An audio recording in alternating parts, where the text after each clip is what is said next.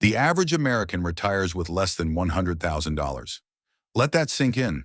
After 40 years of work, after earning millions of dollars over a career, after decades of paychecks and raises and bonuses, less than $100,000. That's not enough to live on for 5 years. Most people will live 20 or 30 years after retirement. The math doesn't work. It can't work. And yet here we are, the richest country in history, the most financial education available ever, the most investment options ever created, and people are retiring broke. I've watched this happen for 70 years, generation after generation, making the same mistakes, learning nothing from the generation before, walking the same path to the same destination, poverty and old age. This isn't random. This isn't bad luck.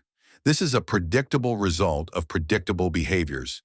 Behaviors that feel normal, behaviors that everyone around you is doing, behaviors that lead to disaster. Today I'm going to show you exactly why most people retire broke. Not theory, not generalities, the specific reasons, the specific mistakes, the specific patterns that destroy retirement. And then I'm going to show you how to avoid them. Because this fate is not inevitable, it's chosen through thousands of small decisions made over decades. You're making those decisions right now, today, this week, this month. Let's make sure you're making the right ones. Let me start with the math, because most people have no idea how much they actually need. There's something called the 4% rule. It's a guideline developed by financial researchers. It says you can safely withdraw 4% of your retirement savings each year without running out of money. 4%. That's it. What does that mean in real numbers? If you have $100,000 saved, you can withdraw $4,000 per year. That's $333 per month. Try living on that. If you have $500,000 saved, you can withdraw $20,000 per year. Better. Still poverty level in most places. If you have $1 million saved, you can withdraw $40,000 per year. Now we're approaching something livable. Maybe, depending on where you live and how you live. If you have $2 million saved, you can withdraw $80,000 per year. Comfortable, not luxurious, comfortable. Most financial advisors say you need to replace 70 to 80% of your pre-retirement income to maintain your lifestyle. If you were making $100,000 a year, you need $70 to $80,000 in retirement. To generate $80,000 per year at 4%, you need $2 million saved. $2 million. How many people have $2 million saved for retirement? Almost nobody. The median retirement savings for people near retirement age is around $200,000, 1/10 of what they need. They're going to run out of money. It's not a possibility. It's a mathematical certainty. They'll drain their savings in 10 years, maybe 8, maybe 12 if they're very careful. And then they'll have nothing but Social Security, which averages about $18,000 per year. $18,000 per year to pay rent, to buy food, to cover medical expenses that increase every year, to exist. This is the future waiting for most people. Not because of bad luck, because they never did the math. They never understood what they were saving for. They never confronted the real number. $2 million, a minimum, for a decent retirement. More if you want to travel, more if you have health issues, more if you want to help your children or grandchildren, more if you live in an expensive area. The number is huge. The time to accumulate it is limited, and most people don't start until it's too late. Here's the first major reason people retire broke. They confuse earning with keeping. Over a 40-year career, the average person will earn over $2 million. Many will earn $3 or $4 million. Some will earn $10 million or more. Millions of dollars flowing through their hands over decades, and at the end, they have almost nothing. Where did it go? The answer is everywhere. It went everywhere. Rent and mortgages, cars and insurance, food and entertainment, clothes and gadgets, vacations and hobbies. It went to life, to living, to existing for 40 years. There's nothing wrong with living. You can't save every dollar. You need to eat. You need shelter. You need some enjoyment. But there's a difference between living and leaking, between spending and hemorrhaging, between choosing where money goes and watching it disappear. Most people watch it disappear. They earn and spend. Earn and spend. The money comes in and flows out like water through a sieve. They never capture any of it. Never redirect any of it to the future. Never build anything that will last beyond next month's bills. And they think they're doing fine because the bills get paid. Because they're not in crisis. Because they're surviving. Survival is not success. Paying this month's bills while destroying next decade's security is not winning. It's slow-motion failure. The illusion is that income equals wealth. It doesn't. Wealth is what you keep, not what you earn. I've met people who earned $50,000 a year for 40 years and retired with $1 million. I've met people who earned $200,000 a year for 40 years and retired with nothing. The difference wasn't income. It was the gap between income and spending.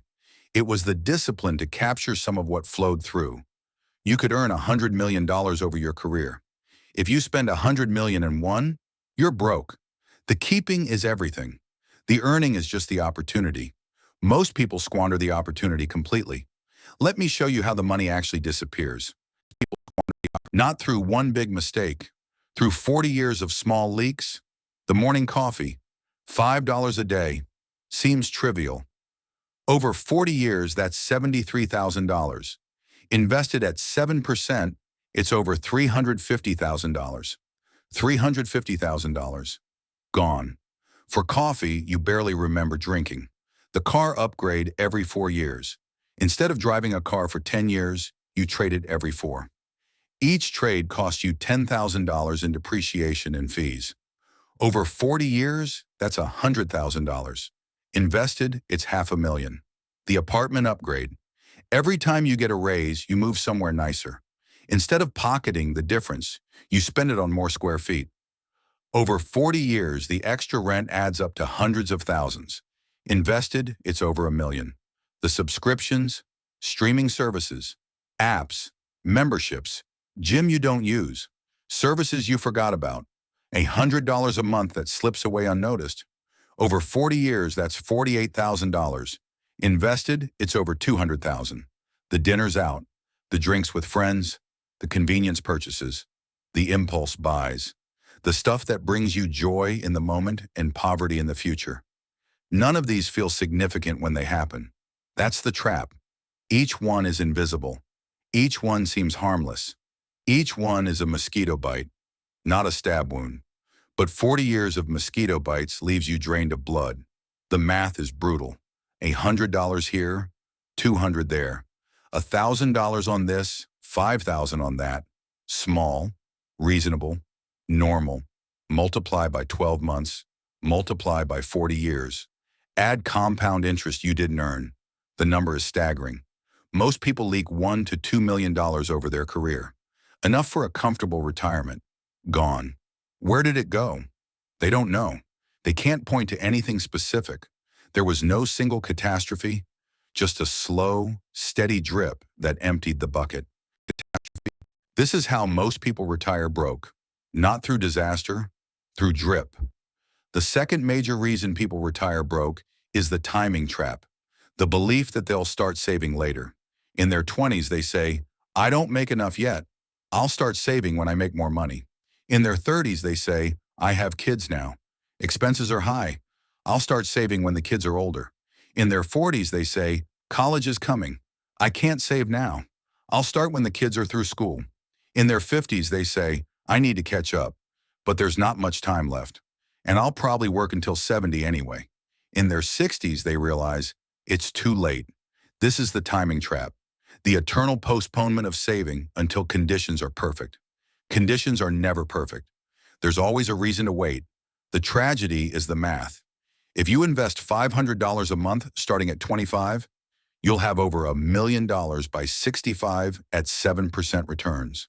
If you wait until 35 to start the same investment, you'll have about $500,000. If you wait until 45, you'll have about $200,000. The difference between starting at 25 and starting at 45 is $800,000 for the exact same monthly contribution, the exact same return rate. The only difference is time. 20 years of time you can never get back.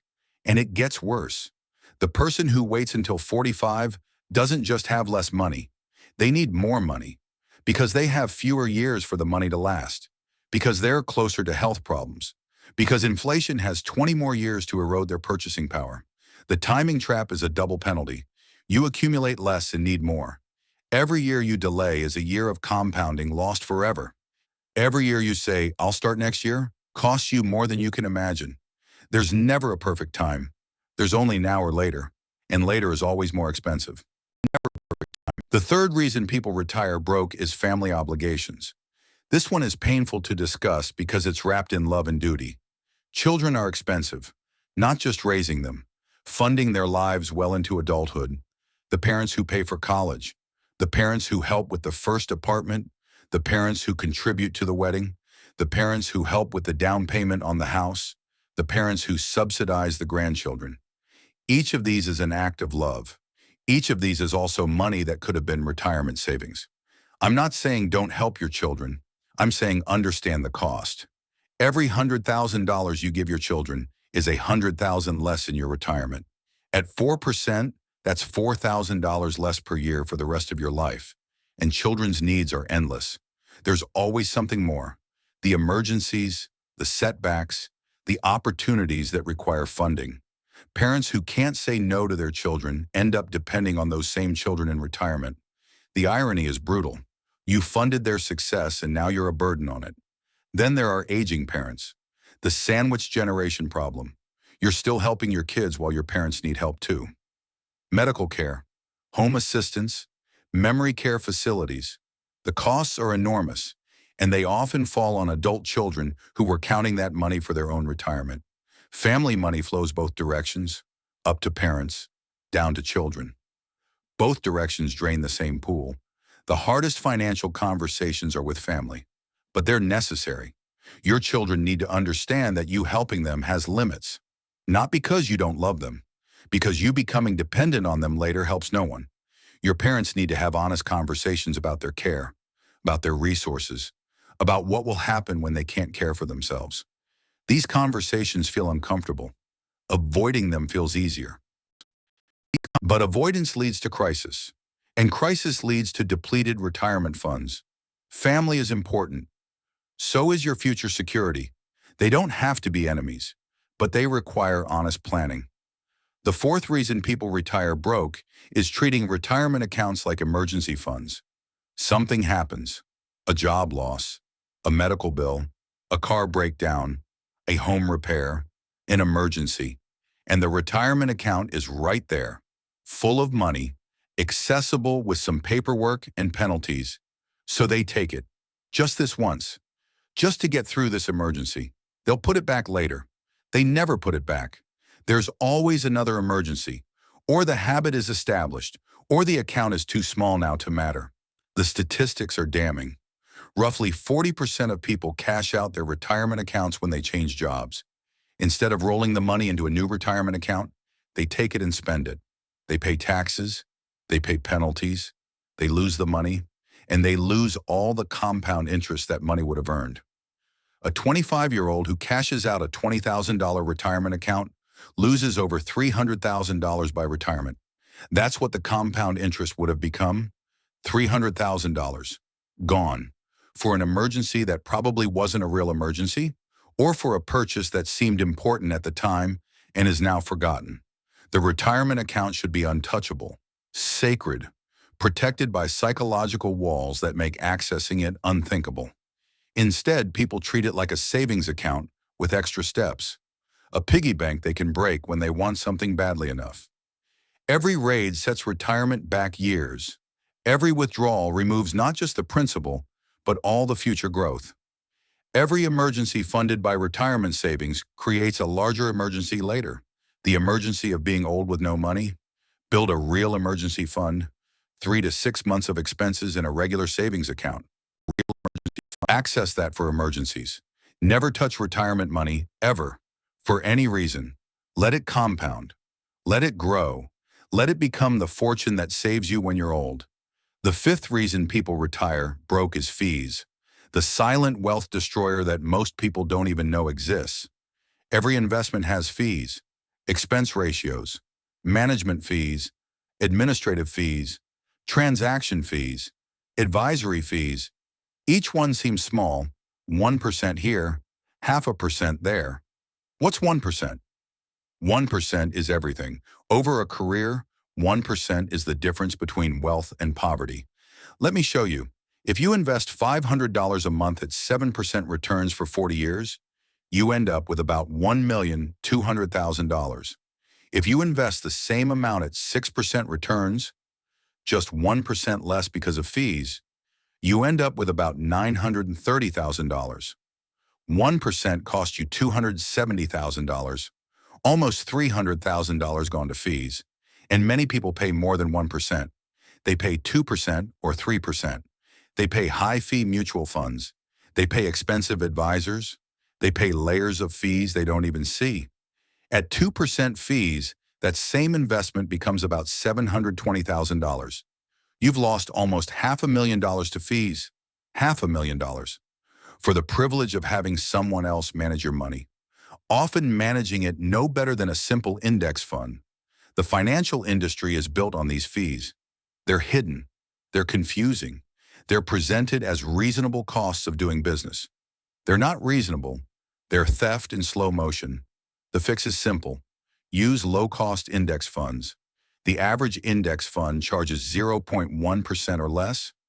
Compare that to the 1 or 2% many people pay. The difference compounds over decades. The person who pays 0.1% retires wealthy. The person who pays 2% retires broke. Same income, same savings rate. Different fees. This is one of the few things you can control completely. You can't control market returns. You can't control the economy. You can control the fees you pay. Pay less, keep more, retire with money. The sixth reason people retire broke is psychological. They can't face the truth, so they avoid it. Most people have no idea how much they've saved for retirement. They don't know the number. They've never calculated it. They've never looked at the projections. They have a vague feeling, a sense that it's probably not enough, a hope that it will work out somehow. This is denial, and denial is comfortable in the moment and catastrophic in the end. Why do people avoid looking? Because looking is painful. If you look and see you're on track, great. But if you look and see you're decades behind, what do you do with that information? It's overwhelming. It's depressing. It's easier not to know. So people don't look. They go to work. They pay their bills. They assume the future will somehow take care of itself. They hope for a miracle. Miracles don't come. The future arrives regardless of whether you prepared for it. And the people who didn't look are shocked to discover they have nothing. The denial expresses itself in fantasies. I'll work until I die. Maybe. But most people can't work at full capacity past 65 or 70. Health fails. Industries change. Employers want younger workers. I'll win the lottery. The odds of winning enough to retire are essentially zero. This is not a plan. This is a prayer. I'll inherit money. Maybe. But your parents might need that money for their own care. Or they might live to 100 and spend it all. Inheritance is not reliable. Social Security will cover it. Social Security averages $18,000 a year. Try living on that. Social Security is a supplement, not a solution. These fantasies allow people to avoid confronting reality. They're comforting lies that lead to devastating truth. The cure for denial is simple but painful. Look at the numbers. Calculate what you have. Calculate what you need. Calculate the gap. Then feel the pain. Let it hurt. Let it motivate you. The pain of seeing the truth now is nothing compared to the pain of living the truth later. I've spent this talk explaining why people retire broke. Now let me tell you how to avoid it. This works at any age, whether you're 25 or 55. The principles are the same, only the intensity changes. Step 1. Know your number. Calculate how much you need. Use the 4% rule. Take your expected annual expenses in retirement and multiply by 25. That's your target. If you need $60,000 a year, you need $1.5 million. If you need $100,000, you need $2.5 million. This is your number. Write it down. Look at it every day. It's the goal that everything else serves. Step 2, know your gap. What do you have now? What will it grow to by retirement at a reasonable return rate? What's the difference between that and your number? The gap is what you need to fill. Through more saving, through more time, through better returns, through some combination of all three. Step 3. Automate your saving. Don't rely on willpower. Set up automatic transfers from your paycheck to your retirement account. Make it happen before you see the money, before you can spend it. The amount matters less than the automation. Start with what you can afford. 10% is ideal. 5% is acceptable. Something is better than nothing. Increase it every time you get a raise. If you get a 3% raise, increase your savings rate by 1.5%. Your lifestyle improves slower, but your retirement improves faster. Step 4. Minimize fees. Move your retirement money to low-cost index funds. Anything charging more than 0.5% is too expensive. Many excellent funds charge under 0.1%. If you have an advisor, know what they charge. If it's more than 1%, you can do better. Many robo-advisors charge 0.25% or less. Step 5. Never touch it. Build a separate emergency fund, 3 to 6 months of expenses in a regular savings account. Use that for emergencies. Retirement money is untouchable. When you change jobs, roll it over. Never cash it out. Never borrow against it. Pretend it doesn't exist until you actually retire. Step 6. Increase your income. The fastest way to close the gap is earning more. Skills increase income. Career moves increase income. Side work increases income. Every extra dollar earned can be an extra dollar saved. If you're behind on retirement, a second income stream going entirely to retirement can make up years of lost time. Step 7. Decrease your lifestyle. If earning more isn't enough, spending less helps too. Not deprivation, optimization. Finding the expenses that don't bring joy and eliminating them. The money you save on things you don't care about funds, the retirement you care about deeply. Step 8. Review quarterly. Once a quarter, look at your retirement accounts. Check your progress. Adjust your contributions if needed. Stay aware. The people who review regularly stay on track. The people who avoid the numbers get surprised. Let me leave you with this. Retiring broke is not bad luck. It's not fate. It's not something that happens to you. It's a choice, made through thousands of small decisions over decades. Every coffee bought instead of invested is a choice. Every car upgraded instead of kept is a choice. Every raise spent instead of saved is a choice. These choices feel small in the moment. They feel like nothing. They feel like just living life, but they compound, just like money compounds. Every choice builds on the previous choice. Every habit reinforces the next habit. Choose poverty today, choose poverty tomorrow. Keep choosing and poverty in retirement becomes inevitable. But the reverse is also true. Choose wealth today. A small choice. One automated transfer. One expense cut. One fee reduced. Choose wealth tomorrow. Another small choice. A raise directed to savings. A car kept another year. A subscription canceled. Keep choosing and wealth in retirement becomes inevitable. The math is certain. The outcome is determined by the inputs. You control the inputs. Most people won't make these choices. They'll keep doing what they've always done. They'll retire broke like everyone around them. They'll wonder what happened. Nothing happened. Everything happened exactly as their choices determined. You can be different. Starting today. Starting now. One choice at a time. The broke retirement is default. It's what happens when you don't choose anything else. When you drift. When you follow the crowd. The wealthy retirement is intentional. It's what happens when you choose differently. When you're deliberate. When you go against the crowd. Which one do you want? I've been watching people retire for 70 years. The broke ones all made the same mistakes. They confused earning with keeping. They leaked money through 40 years of small expenses. They waited for the perfect time to start. They let family obligations drain them. They raided their retirement for emergencies. They paid fees they didn't understand. They denied reality until it arrived. The wealthy ones all did the same things right. They saved automatically. They started early. They kept fees low. They never touched the money. They knew their numbers. They made choices instead of excuses. Neither group was smarter than the other. Neither worked harder. Neither got luckier. They just made different choices, day after day, year after year, for decades. Those choices compounded into completely different outcomes. One group spends retirement traveling, helping grandchildren, enjoying the fruits of decades of work.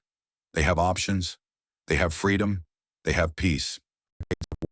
The other group spends retirement worrying, counting pennies, depending on others. They have stress, they have fear, they have regret. Same country, same opportunities, same 40 years, different choices. You're making choices right now that determine which group you'll join. Today's choices, this week's choices, this year's choices. They seem small. They're not. They're everything. Choose wisely. Your 70-year-old self is counting on you. Don't let them down.